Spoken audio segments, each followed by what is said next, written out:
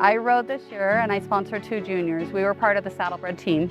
My gelding that I rode, he actually completed the Tevis in 2021 with a little black pony that was only 11 2 hands. So we rode with my older daughter back in 2021. And so of course the youngest daughter decided she wanted to ride Tevis. Ultimately we were supposed to bring the little pony, but in April he said that she had outgrown him and he said this just wasn't for him anymore. And so she stepped up to ride one of my older mares. It's actually my up and coming saddlebred. And so we ended up with a team of 3 saddlebreds to come with us. So when I think of the word Tevis, I think of beauty. It's just, maybe beauty and teamwork too, because it's a combination of everything. When you slow down and just enjoy the trail, there's a beauty there that you don't really get anywhere else. And then when you start to look at the volunteers and the people that are involved, everything from your own personal crew to the just people in the little towns that join in. Oh, and I'm a crybaby, but there's a lot of emotion here and a lot of wonderful people that get involved. Oh, no, I do this so much. But it's just, there's a great camaraderie. And it reminds me of, when people talk about the olden days where everybody just helps out, we still have that here. And so it's just, it's an incredible place to be. I never thought I'd come here the first time and then come here twice now and experience the same thing, the same kind of camaraderie and the same kind of volunteers and the same kind of combined support for each other. Whether you make it or you don't, people are happy and they're here to encourage others to follow the dreams. So I wasn't gonna cry, but I always do. The favorite part of the trail this time was, I'm gonna go with the same one, Michigan Bluff.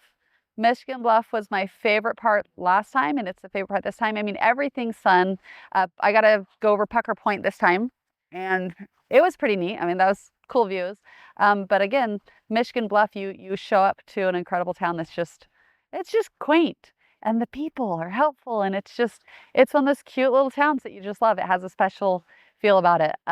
As for the trails and stuff, I like the Granite Chief too. I'm sad to hear that I guess they'll be moving different areas of it, but I think that is just spectacular up there. As I was telling my daughter that was riding with me, I said, Layla, most people never get to see this part of the world and it's hard to get to, but it's spectacular. Oh, the most difficult part of the ride this year was actually, we had 3 horses and they all have 3 different paces and personality types. Great horses, but they had different strengths and different weaknesses. And I actually think the hardest part is the strength for one was a weakness for the other, and the strength for another was a weakness. And that's hard to combine because then you almost feel like you're towing a horse. And this is a ride you don't want to tow them in. They have to be able to do it on their own. So trying to balance it out with 3 very different paced horses, it ended up slowing us down quite a bit.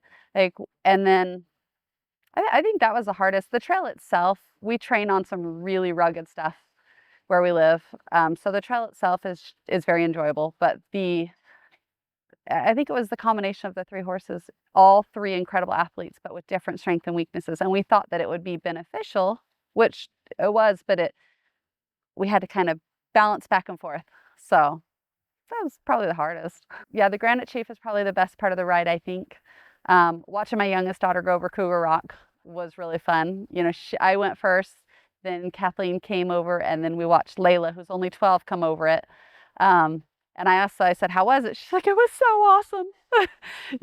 So that was really fun. And seeing her joy, she was so excited to ride this trail. And seeing her step up, because she's only 12, and it's a big step, and she loved it. She was heartbroken. She essentially had to write her option at the end because it was too late and couldn't find a sponsor for her. But ultimately, I told her, I said, you don't always learn life lessons by getting the buckle. Sometimes it's, the failed attempts or the mishaps that come that teach you the real life lessons. So, but it's true. It's you don't always learn your life lessons with the buckle. It's the hard, getting through it and saying, it's okay, we're good. And we're going home with 3 solid, sound, healthy horses. Even though we didn't finish, they're sound. and they're solid and they're healthy. And so we will ride another ride. So couldn't ask for more than that. As much as I like to do everything alone, I learned that I have to have help.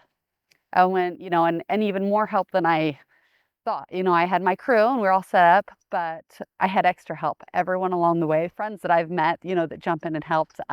There was a point when I thought that I was being pulled, and so we were looking for someone to help my daughter out. Can she keep going? This was up, I think, at Deadwood, and people were quick to say, "Yeah, we'll jump in. Yeah, she could come with us," or "Yeah, So accepting help when you're an independent person that likes to just do everything. Accepting help. The most incredible thing about Tevis is probably the heart and soul that goes into it, the workers on the, outside. And I mean, it's difficult. And for some reason, people like to do hard things. And I think that because people receive a lot of feeling of accomplishment when you do something really hard. And so the hype of it, there's a lot of other hard rides out there. I mean, I've heard lots of endurance riders say there are others that are harder than Tevis. But I think sometimes because they don't get the same publicity or they don't have the same history, they aren't as hard. But because it is so recognized, when people do come and they do even get here, they're celebrated. When they finish, they're celebrated. So that coming accomplishment of everything all around, I think, is what makes Tevis what it is. What about the buckle? Well, I have a buckle and I have a no buckle, so I guess I'm 50-50, just like most of everybody out here. This year it was what, 40% finished. The buckle's awesome. But, being here and you don't always learn what you need to learn when you get the buckle. Sometimes you have to learn things without the buckle. So the volunteers out here are amazing. Everything from start to finish. I think this has probably one of the largest amount of volunteers of anything I've ever seen personally. It's actually encouraged me to volunteer for events that I'm not part of. I live down in St. George where they have something called the St. George Marathon. They also have the Ironmans, lots of huge triathlons and events, things that I have no interest in running. But I see how hard the other people work to get to those. And so it's encouraged me to go out and volunteer when the city says we need help putting on this event. It's encouraged me to volunteer for something that I have no interest in, but I know the people work hard for it. So it's given me encouragement to help others. My final thoughts for this weekend is, again, I'm grateful that I have 3 solid sound horses to take home. Cry again, but I'm grateful I got to bring 2 kids out here to achieve or try and achieve their goals. And I'm just grateful for being able to be here. It's really a neat place to be.